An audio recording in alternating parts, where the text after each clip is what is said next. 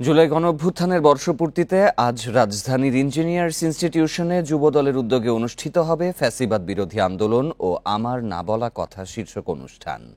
গণঅভ্যুত্থানে প্রাণ হারানো যুবদলের ৭৮ শহীদ পরিবারকে এই অনুষ্ঠান থেকে দেয়া হবে সম্মাননা, উপহার ও আর্থিক অনুদান। রোববার দুপুরে অনুষ্ঠানস্থলে সংবাদ সম্মেলনে এসব তথ্য জানানো হয়।